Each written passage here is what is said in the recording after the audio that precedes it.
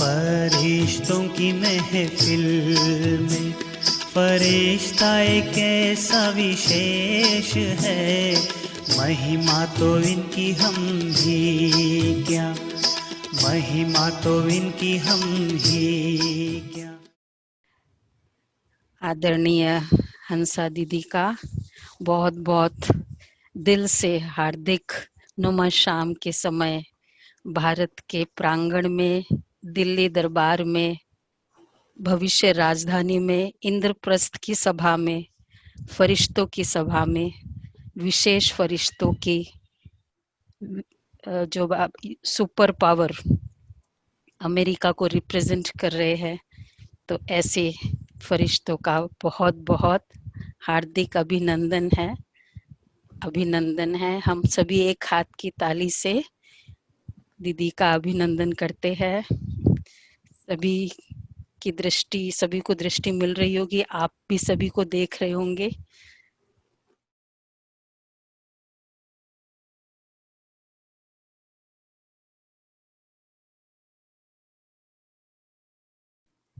आदरणीय दीदी। सभी को गुलदस्ता, सभी के लिए आप स्वीकार थैंक यू। करो और थैंक यू और धन्यवाद। Thank you.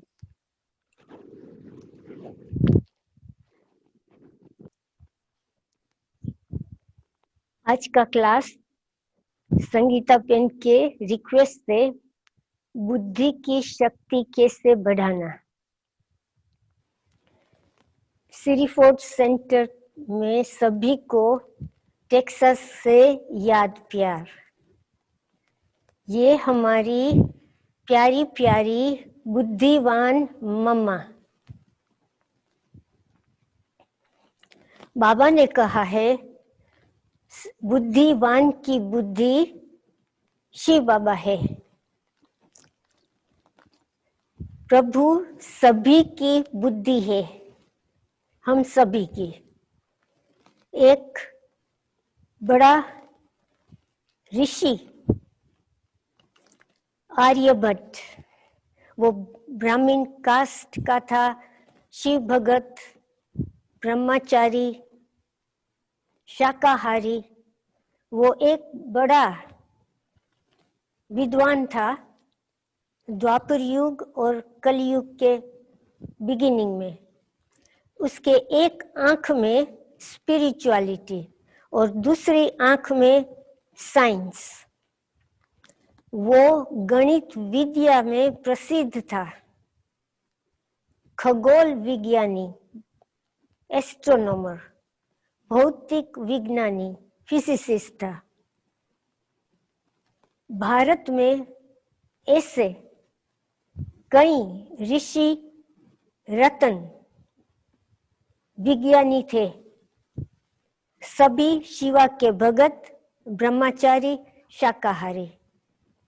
द्वापर से कलयुग के बिगिनिंग विक्रम वंशी में उसने बहुत विज्ञान की खोज किया। ये सभी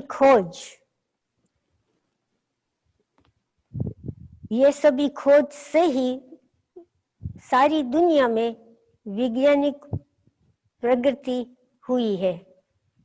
ये सब ऋषि मुनि जिम्मेवार है। पश्चिमी विज्ञानियों, जो हम बोलते हैं यादवास, वो सभी ने भारत से ये सब विद्या लिया और विद्या लेने के बाद अपना नाम रख दिया, यश और जश ले लिया। ये दुनिया में किसी के पास बुद्धि नहीं है। हर एक बाबा से बुद्धि को प्राप्त करते हैं। बाबा संगम युग में बुद्धि देते हैं और द्वापर और कलि युग में जो सच्चे दिल वाले भगत को बुद्धि देते हैं। हम तो समझते हैं कि दुनिया में 84 लाख जाति है, उनको भी बाबा बुद्धि देते हैं, चींटी को, बंदर को, हठ योगी को, साइंसदानी को, सभी को बाबा से बुद्धि की शक्ति मिलती है। परम पिता ज्ञान का सागर है, मगर सब ज्ञान का सागर, लौकिक और स्पिरिचुअल। 8 सितंबर की साकार मूल्य में बाबा ने कहा कि यहाँ के बच्चे ही साइंस सीखकर सतयुग चलते हैं, बहुत होशियार हो जाएंगे, सब संस्कार वहां ले जाएंगे और ये वहां काम में आएंगे। स्कूल में भी भारत में हम प्रार्थना करते हैं, तू ही माता, तू ही पिता, तू ही विद्या द्रविणम।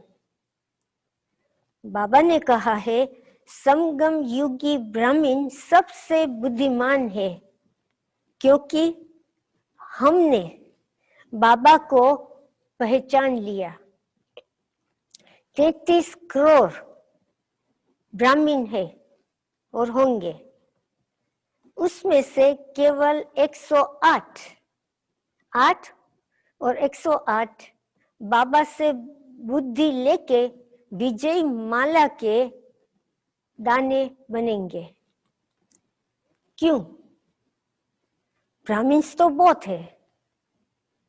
जो भी बुद्धि बाबा ने हमको दिया है वह हम बढ़ा सकते हैं और हम कम कर सकते हैं। जब हम सुख देते, आत्मा को उमंग उत्साह देते, तो बुद्धि की शक्ति बढ़ती है।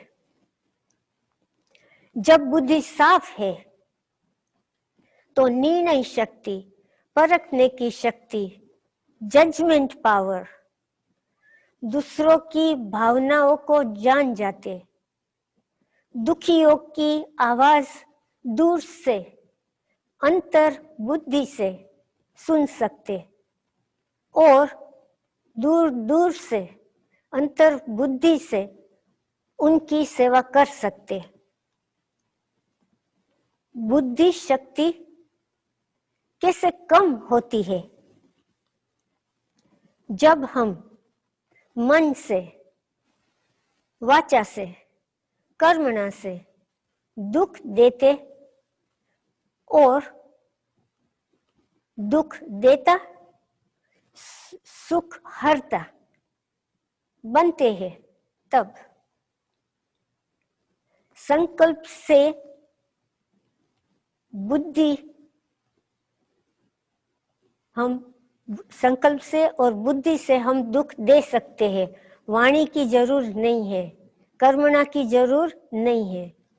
बाबा ने कहा है, माया बहुत शक्तिशाली है, माया को पहचाना जरूर है।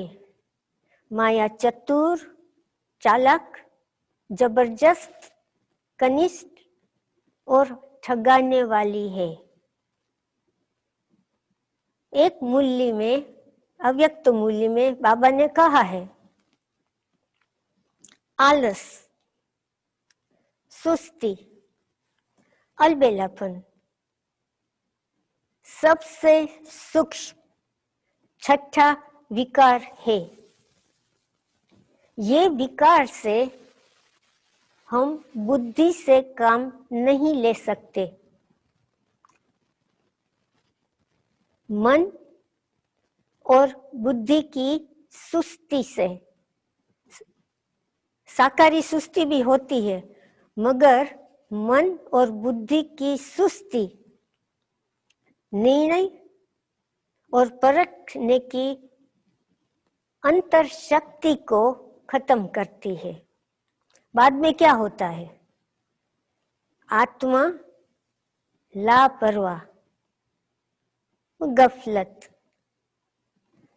उनके बाद भूल जाने की, मन और बुद्धि से भूल जाने की कैंसर से भी कड़ी बीमारी शुरू होती है। हम भूल जाते हैं, मैं आत्मा हूं, मैं ब्रह्मा कुमारी यूनिवर्सिटी का स्टूडेंट हूं, मेरा लक्ष्य क्या है। भूल जाती हूं, मैं एक्टर हूं। दिव्य बुद्धि से हमारी बुद्धि लौकिक बन जाती है। हम शूद्र से ब्राह्मण बने और पीछे ब्राह्मण टीचर भी बन सकते, मगर हम पीछे बैठ जाते हैं, आलस और सुस्ती। मैं आपको एक मिसाल देती हूं। अमेरिका में मिस्टर मेडोफ, वो सबसे बड़ा शेयर बाजार का दलाल था। उसके ऊपर सारी अमेरिका की सरकार, जनता, सब हॉलीवुड एक्टर्स, अरबपतियों, सारी दुनिया बहुत भरोसा करती थी। वो मनहर, रमणीक स्वभाव वाला था, बहुत प्रसिद्ध और प्रख्यात था। जनता से उसने 6,400 करोड़ यूएस डॉलर्स चुराया। बाहर के विशेष शेयर ज्ञानी ने शिकायत की। उनकी कई बार जांच हुई। सरकारी इंस्पेक्टर ने कहा कि वह कभी धोखा नहीं दे सकता। उनकी पत्नी, उनका 2 बेटा, उनकी कंपनी में काम करने वाले, वो बेटा और उसकी पत्नी भी उसकी कंपनी में ही काम करती थी। जो शेयर ज्ञानी ने उसको मदद की, किसी को पता नहीं पड़ा। ये कारोबार उसने गुप्ती से करा। 40 साल बाद पकड़ गया। उसको 150 साल की जेल सजा। अभी वो जेल में है। सरकार ने सभी संपत्ति, धन जब्त किया। पूरा परिवार भिखारी बन गया। अमेरिका में हजारों करोड़ों लोग रास्ते पर, गरीब। उसने माया की चालाकी, चतुराई से सारी दुनिया को बेवकूफ बनाया। सारी दुनिया में हाहाकार हुआ। यह माया की बुद्धि का पराक्रम। बाबा सबको बुद्धि देता है, परंतु साक्षी वृष्टा बन देखता है। हम बुद्धि का उपयोग कैसे करते हैं, वो तो हमारे हाथ में है, बाबा के हाथ में नहीं है। वो तो देने वाला है। हम पवित्रता की पालना करते हैं, सात्विक भोजन, योगी और ज्ञानी है। हमारी बुद्धि की शक्ति क्यों नहीं बढ़ती है कि हम 108 रत्न बन जावे। एक ही विकार बुद्धि को शक्तिशाली नहीं होने देता है। वो कौन सा विकार? ये आपके सामने स्लाइड है, तो एक बोट है, उसमें बंदर है। बाबा ने मुरली में कहा है, सभी विकारों को जीतना है, सभी विकारों को जीतना है तो सबसे पहले लोभ को जीतो। जैसे लोभ की मुट्ठी टाइट होती है, बंदर की दोनों मुट्ठी बोतल में फंसी हुई है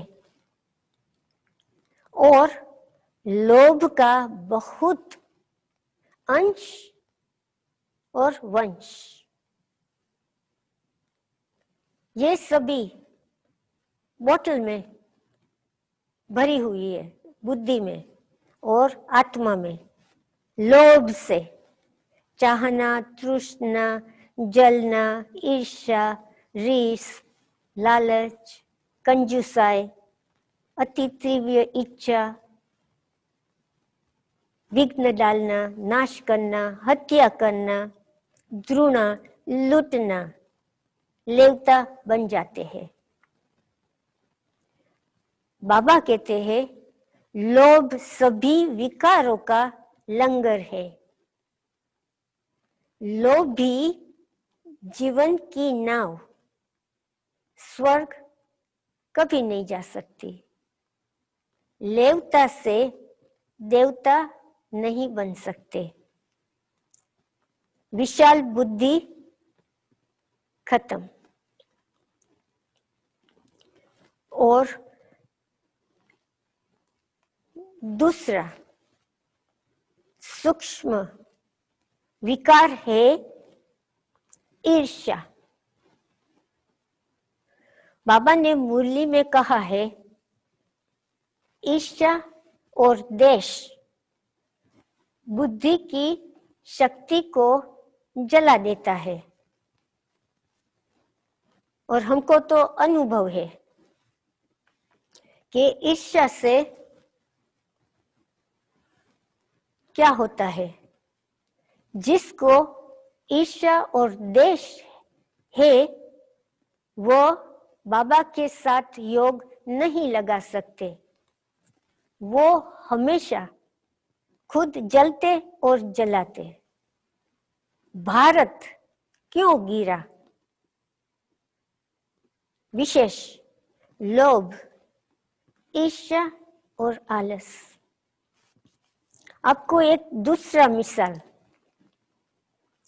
अमेरिका की एक प्रख्यात स्टैनफोर्ड यूनिवर्सिटी कैलिफोर्निया में है। एक प्रख्यात मनोविज्ञानी ने एक प्रयोग किया। ये प्रयोग का उदाहरण दुनिया भर की कोर्ट में किया जाता है। वो साइकोलॉजिस्ट ने, विज्ञानी ने 24 विद्यार्थी और स्टूडेंट्स प्रयोग के लिए चुना। 2 हफ्तों के लिए प्रयोग।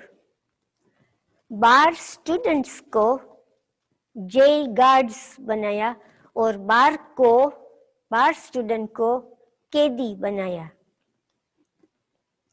ये आपके सामने पिक्चर है। स्टैनफोर्ड यूनिवर्सिटी, खाकी ड्रेस में वो जेल गार्ड है, चश्मा वाला, और सभी सफेद, और कैदी के ड्रेस में है, नाम नहीं है, नंबर उसके ड्रेस पर। जेल गार्ड्स और कैदियों एक दूसरे को नहीं जानते थे। यूनिवर्सिटी में ही एक जेल बनाया प्रयोग के लिए।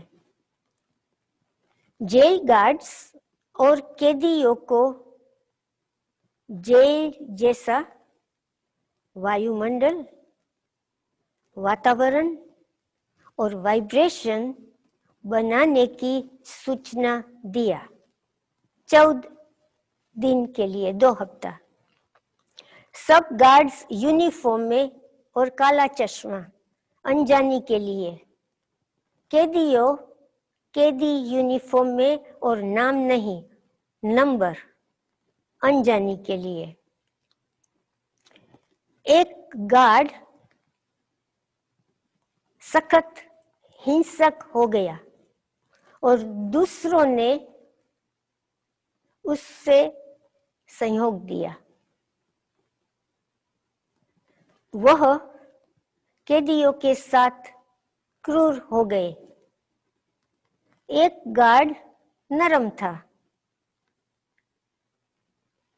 उस पर दबाव डाला कि उसको सहयोग देना ही है। 2 दिन के बाद ही हिंसा के कारण प्रयोग को बंद करना पड़ा। इस प्रयोग से मनोविज्ञानी ने क्या सीखा कि मनुष्य क्रूर कब बन सकते हैं? जब साधारण लोग जो स्टूडेंट्स थे, इनको इंचार्ज बनाया जाता है, बॉस बनाया जाता है, तो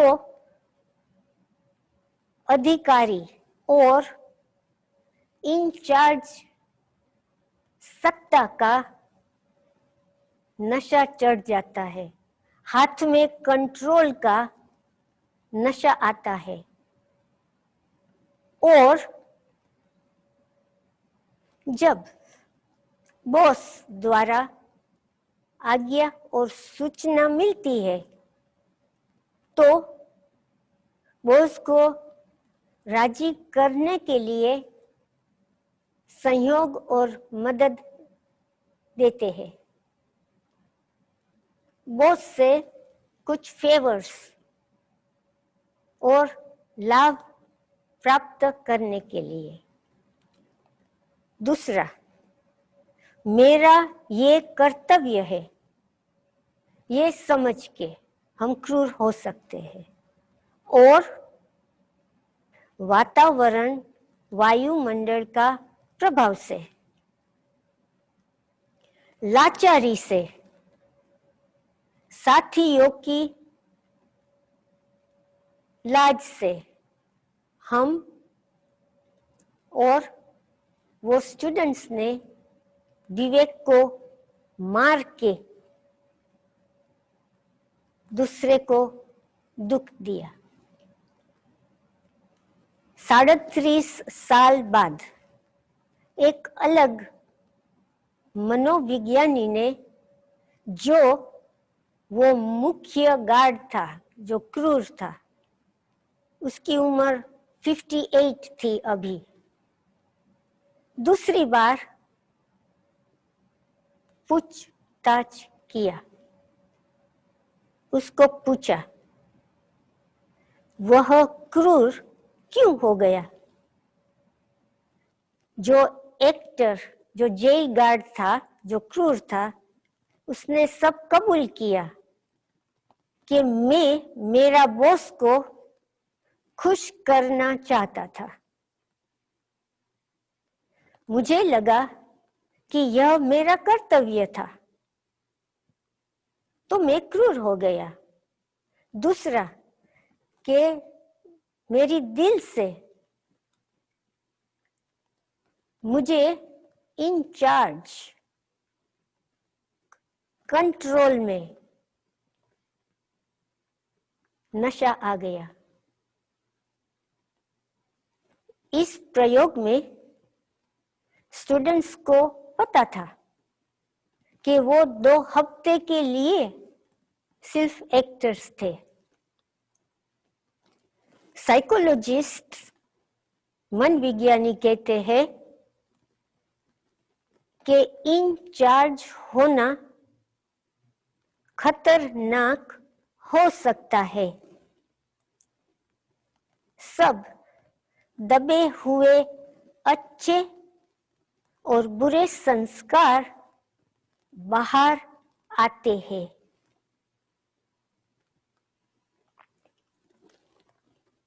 तीसरा मिसाल,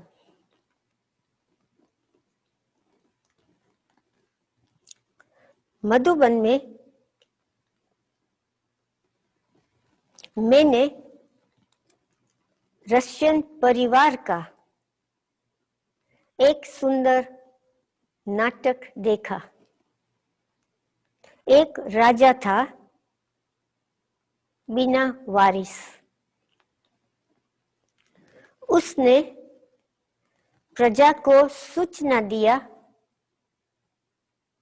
वह एक योग्य लड़की को वारिस के लिए ढूंढना चाहता था। कई अमीर लड़कियां और एक गरीब लड़की राज दरबार में आई। राजा ने सबको फूल के बीज दिए। राजा ने कहा, जो सबसे सुंदर फूल उगा के लाएंगे वह मेरा वारिस बनेगा। गरीब लड़की ने गुलाब की उगाने की बहुत कोशिश की, लेकिन वह फूल नहीं उगा सकी। फूल उगाने का समय समाप्त हो गया।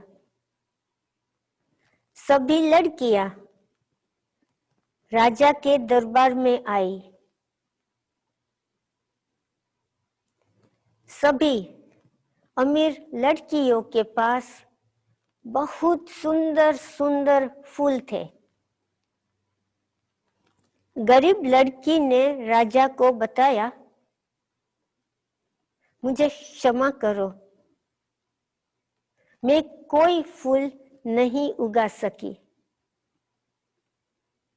राजा ने उसको प्यारी मुस्कान से कहा, चिंता मत करो। राजा ने दरबार में सभी को बताया कि सब बीज भुना और सेका हुआ था। फूल उगाना असंभव था। राजा ने कहा कि राज्य को एक ईमानदार वारिस की जरूरत है। राजा ने गरीब लड़की को वारिस बनाया। बाबा सच्चे दिल से राजी है। बाबा गरीब निवाज है। जो दिल से सच्चा है उनकी बुद्धि की शक्ति बहुत बढ़ती है। बुद्धिवान और चालाक चतुराई में बहुत अंतर है। बाबा ने कहा है, केवल फॉलो फादर ब्रह्मा और मम्मा।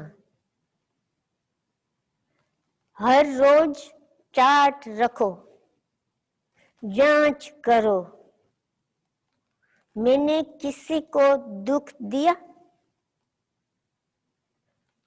जो दूसरे को सुख देते हैं वे अपनी शक्ति को, बुद्धि शक्ति को बढ़ा सकते हैं।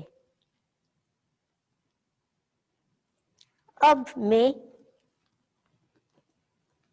आपको एक आदमी का मरने के बाद का अनुभव सुनाती हूँ। वो बहुत अमीर था, एक बड़ी नाइट क्लब का मालिक था। उसने चोरी, कपट, भ्रष्टाचारी, अत्याचारी और ठगाई से बहुत पैसे कमाया। उसके कर्मचारियों बहुत थे। वो सब जानते थे कि यह सब काला धन था। नाइट क्लब का मालिक ने कहा सब डॉक्टर्स को, एक दिन मैं गोल्फ खेल रहा था, आकाश से मेरे पर बिजली गिरी, मेरी मृत्यु हो गई। मैं तुरंत शरीर से बाहर निकला। मैं ज्योति बिंदु बन गया। मेरा शरीर जमीन पर था। मैंने एक सफेद, सुंदर, तेजस्वी प्रकाश देखा। ये प्रकाश ने मुझे अपनी गोद में समा लिया। मुझे निस्वार्थ सच्चा प्रेम, सुख, आनंद का अनुभव हुआ। बहुत आराम मिला, अपनापन का अनुभव हुआ। मुझे मेरा पिता मिल गया। उसके बाद ये प्रकाश ने कहा, अब अपनी जीवन को देखो समीक्षा से। मैं साक्षी दृष्टा बन गया। हर एक व्यक्ति जिसको मैंने दुख दिया था, वह एक के बाद एक मेरे सामने आई। सूक्ष्म वतन में मैंने जिसको दुख, दर्द और पीड़ा दिया था, वह अनुभव मुझे होने लगा। जिस टाइम पर, जिस दिन, जिस जगह पर, जिस परिस्थिति में जितना समय मैंने दर्द दिया, वही दर्द का अनुभव मुझे हुआ। परम ज्योति बहुत प्रेममय और दयालु थी, जो मैंने मेरे संकल्प से, मेरे वचन से, मेरे कर्म से दुख दिया, चाहे एक सेकंड के लिए, ये सब मैंने खुद को दंडित किया। मुझे पश्चाताप हुआ। मैं पिता के सामने शर्मिंदा हो गया। मुझे सिर झुकाना पड़ा। फिर जो मेरे सब कर्मचारी थे, वो मेरे सामने आए सूक्ष्म वतन में। मैंने रियलाइज किया, महसूस किया कि मैंने उन्हों को पाप करना सिखाया और साथी और सहयोगी बनाया। मैं उनके लिए भी जिम्मेदार हूं। पीछे प्रेम से परम पिता ने मुझे पूछा, बच्चा, आपको अपना शरीर में वापस जाना है और यहाँ रहना है। मैंने तुरंत कहा, मुझे वापस जाना है। मैं मेरी सभी पाप को, सभी मेरा पाप को ठीक करके ही आपकी गोद में वापस आ जाऊंगा। मुझे शक्ति दो, मुझे माफ करो। मेरा शरीर हॉस्पिटल में इमरजेंसी रूम में था। मैं मेरा शरीर में वापस आ गया और जिंदा हो गया। उसके बाद जब मेरा केस की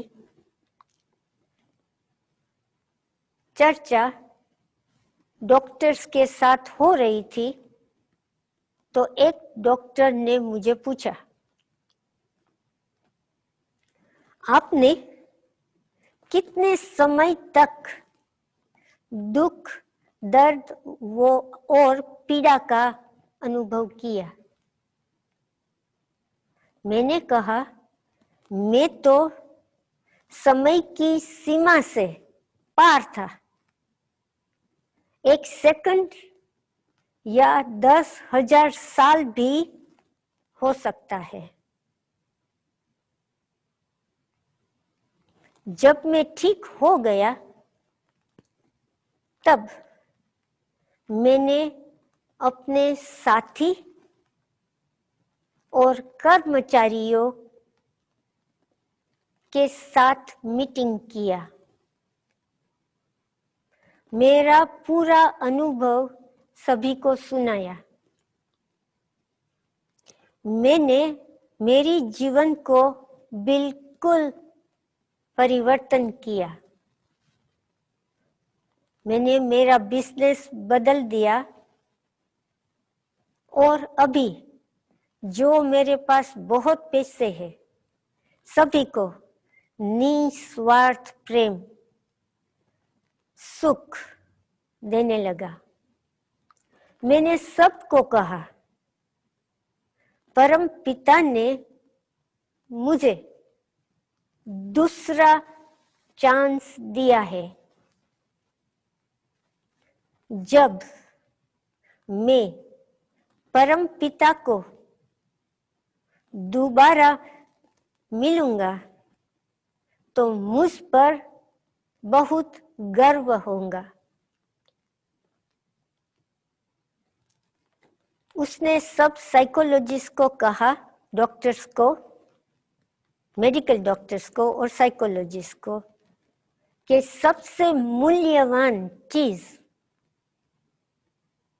ये दुनिया में सच्चा निस्वार्थ प्रेम है। इस प्यार ने मेरी जिंदगी बदल दी। और मैं आपको एक दूसरा अनुभव सुनाती हूँ। एक 15 साल की लड़की थी, उसका एक्सीडेंट हुआ और उसने शरीर छोड़ा, परम पिता के पास पहुंच गई। उसने बहुत सुख लिया, आनंद लिया, प्रेम लिया, खुश खुश हो गई। अपनापन, पिता से मिलने से बहुत खुशी हुई। पीछे उसको परम पिता ने कहा, अभी आपको यहाँ रहना है। तो वो लड़की की आत्मा ने बोला, नो पापा, नो, मुझे वापिस जाना है मेरे शरीर में। तो मुझे पूछा क्यों? तो बोला कि मुझे डांस का बहुत शौक है, मुझे डांस करना सीखना है और सारी जिंदगी डांस डांस करना है, मुझे वापिस भेज दो। बहुत बहुत प्रेम से विनती किया। परम पिता ने उसको प्रेम से कहा, मैं मान लेता हूं, आपको वापिस भेज देता हूं। उसके बाद 30 साल के बाद जब वे 45 साल की थी,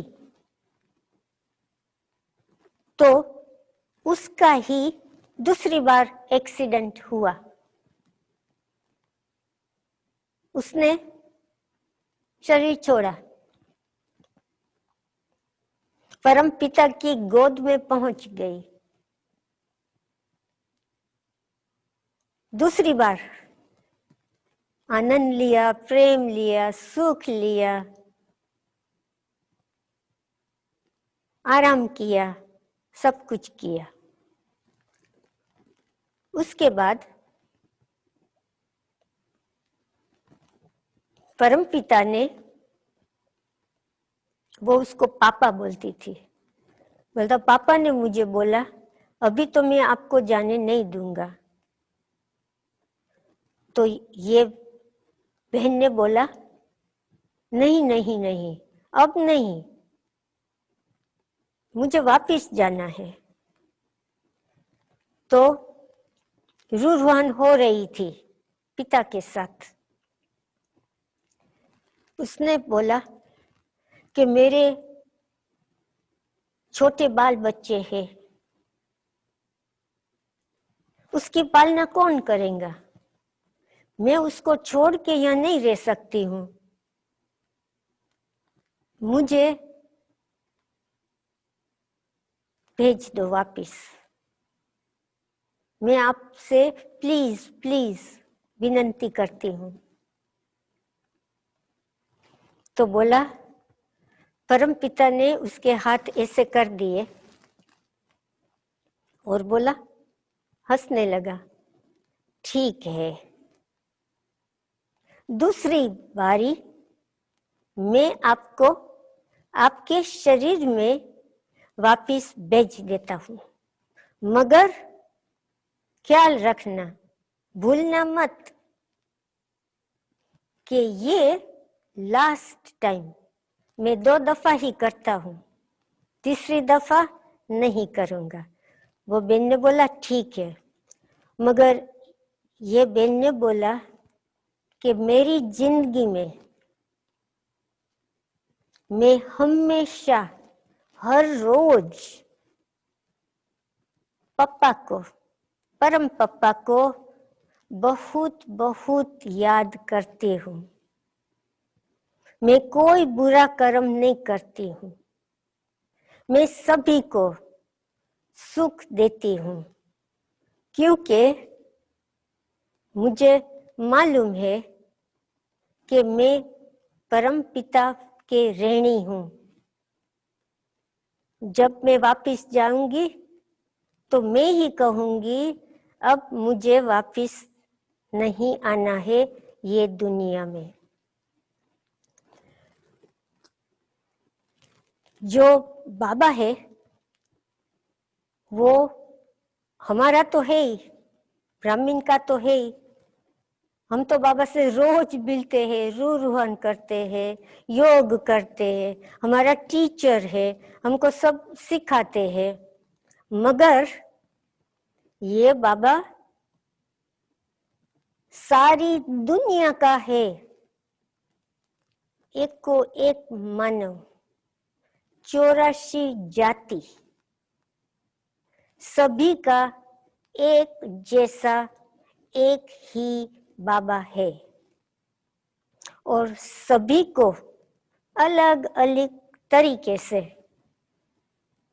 कैसे पालना देते हैं, कैसे सिखाते हैं। वो हमारा ही बाबा नहीं है, वो सभी का बाबा है।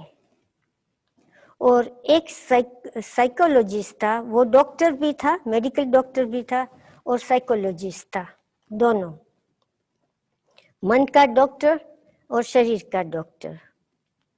उसने बहुत बहुत ये मरने के बाद का अनुभव का रिसर्च किया है, सबसे जास्ती मैं उसको पहचानती हूँ।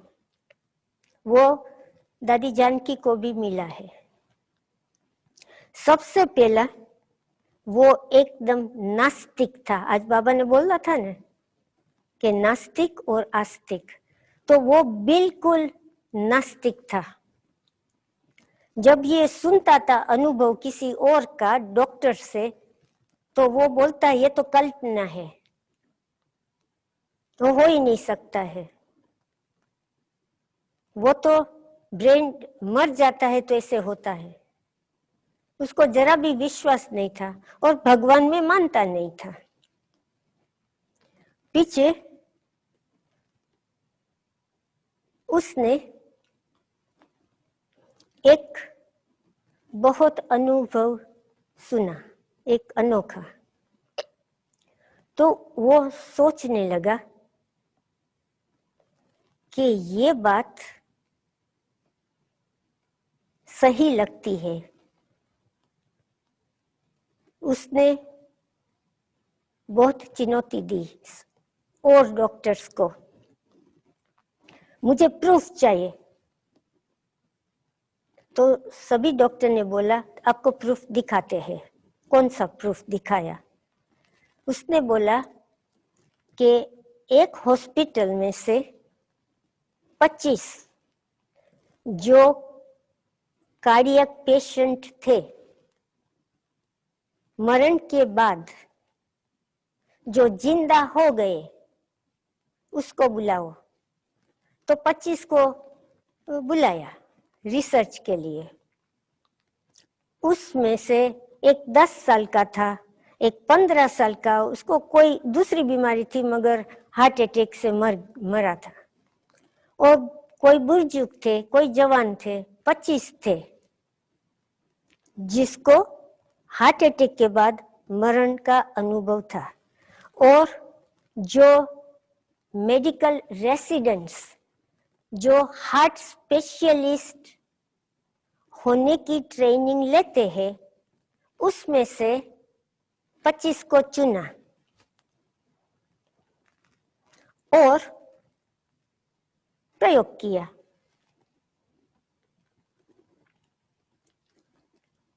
प्रयोग में सच्चा मनुष्य नहीं था, मगर बोला कि देखो उसको हार्ट अटैक आया है, वो मर गया है, अभी उसको जिंदा कैसे करना है, वो आप पद्धति सर करो।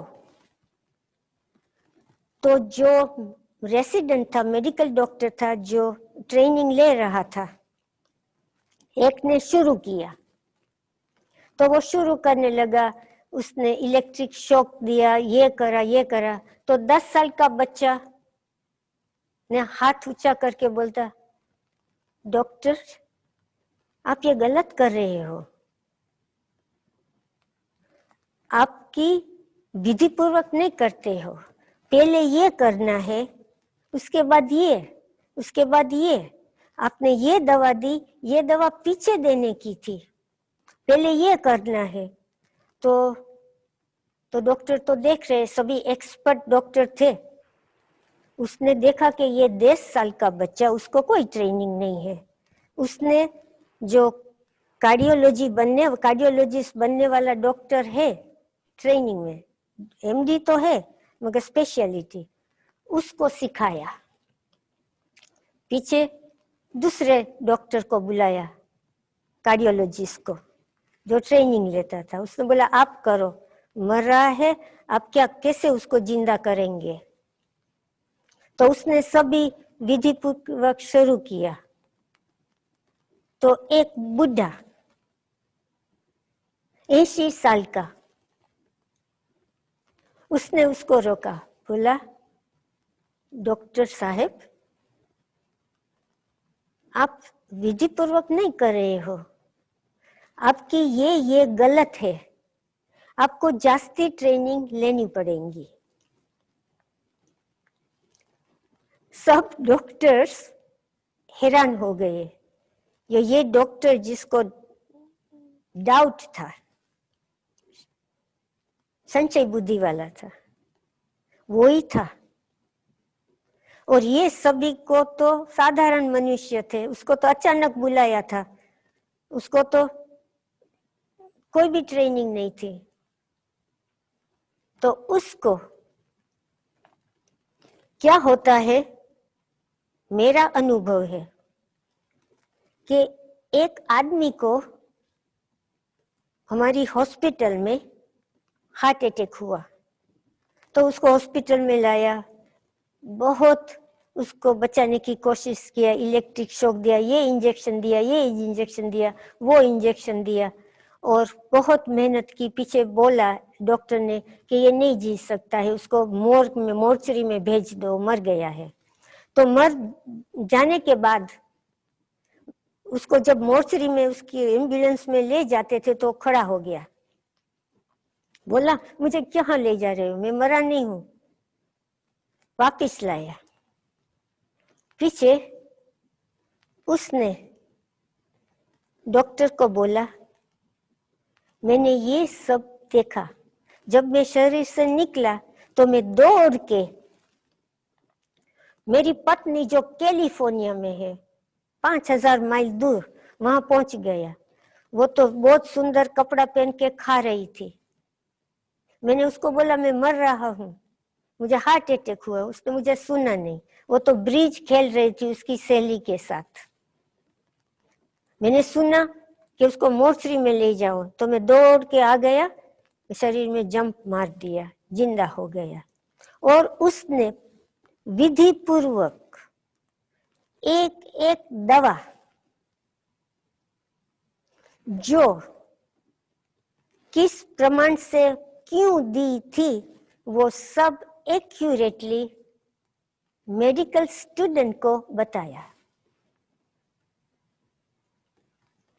तो हम इसे समझ सकते हैं कि जब हम अशरीरी स्थिति में होते हैं, शरीर से अलग होते हैं, तो बहुत शक्तिवान, बुद्धिवान, अंतर बुद्धि, युक्ति युक्त बुद्धि बन जाते हैं। शरीर से दूर होने से ही, और सब कुछ कहाँ भी दूर होता है और सामने होता है, वो साथ में देख सकते हैं। कैलिफोर्निया में मैं देख सकती हूँ, और बोस्टन में भी क्या होता है मेरा शरीर का, वो भी देख सकती हूँ।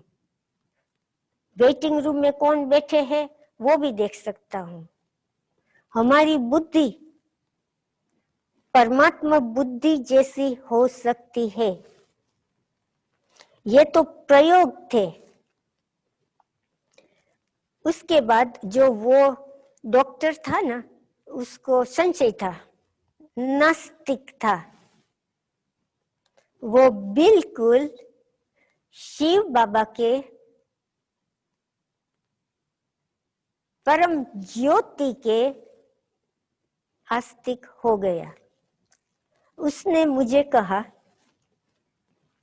कि जहां भी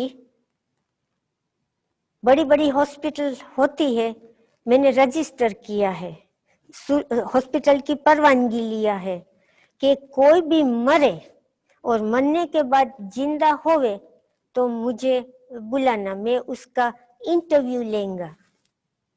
तो उसके पास परवानगी थी। तो बोला मैंने मेरा प्रोफेशन डॉक्टर का छोड़ दिया, मैं सारी हॉस्पिटल में भागता हूँ, बड़ी बड़ी हॉस्पिटल में सभी का इंटरव्यू लेता हूँ, सभी का अनुभव एक ही है, एक ढंग का अनुभव, एक ही अनुभव। तो हम डॉक्टर्स ने उसको पूछा, आप थक नहीं जाते हो? आपको तो मालूम हो गया कि मरने के बाद क्या होता है आत्मा को, और पीछे आत्मा वापिस आ जाती है और उसकी जिंदगी परिवर्तन हो जाती है। तो आप क्यों अभी इतना बूढ़ा हो गया? अब इतने साल से 1967 से अब तक आप क्यों कर रहे हो? तो उसने बोला मैं आप सच बताता हूं, एक बात, जब मैं किसी का भी अनुभव सुनता हूं परम ज्योति के मिलन का, तो मुझे बहुत बहुत खुशी होती है, मैं परम ज्योति के पास पहुंच जाता हूं, मुझे बहुत मजा आता है। जो मुझे अनुभव सुनाते हैं उससे मुझे अपनापन हो जाता है, वो मेरे परिवार हो जाते हैं, क्योंकि उसने, वो व्यक्ति ने, वो आत्मा ने परम पिता से मिलन किया, मैंने कभी नहीं किया। तो ये सभी व्यक्ति और आत्मा मेरी सच्ची परिवार है, मुझे उससे ही प्यार मिलता है। इसलिए सेम स्टोरी, सेम बातें कि शरीर छोड़ने के बाद क्या अनुभव होता है, तो भी मुझे इसमें बहुत बहुत इंटरेस्ट है। दूसरे भी बहुत डॉक्टर से जिसने ये शुरू किया अनुभव करने, इकट्ठा करने का, उसका भी यही अनुभव है। वो भी यही कहते हैं कि हम कभी भी ये खोज बंद नहीं करेंगे, क्योंकि ये हमारी जीवन है। परम ज्योति से मिलने की, और हम कितने भाग्यशाली है। हम तो बाबा को बहुत अच्छी रीते जानते हैं, हम बाबा की यूनिवर्सिटी में पढ़ते हैं, हमको डायरेक्ट बाबा से पालना मिलती है।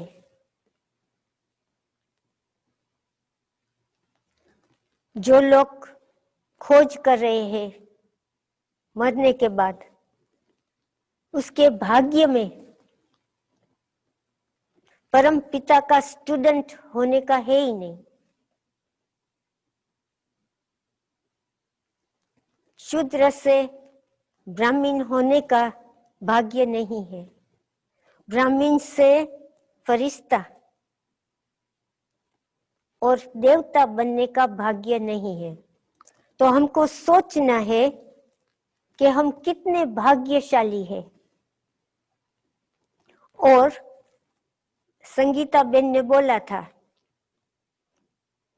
कि इंट्यूटिव की शक्ति, ज्ञान युक्त की शक्ति, अंतर ज्ञानी की शक्ति कहाँ से आती है? वो तो जब हम, जो बाप ने मुझे बुद्धि दी है, उसको सुख देने में ही यूज करते हैं, किसी को भी दुख नहीं। कोई दुख देता है तो मैं कभी संयोग और मदद नहीं करूंगी, क्योंकि मेरे अंदर, मेरे साथ धर्मराज है, मुझे उसको जवाब देना पड़ेगा। ओम शांति।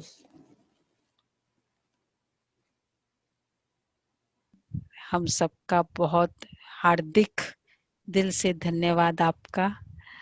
RAC हो जाएगा या वेटिंग लिस्ट है हमारा? तो थैंक यू बहुत बहुत हम सबके तरफ से। तो एक पावरफुल दृष्टि आप देंगे।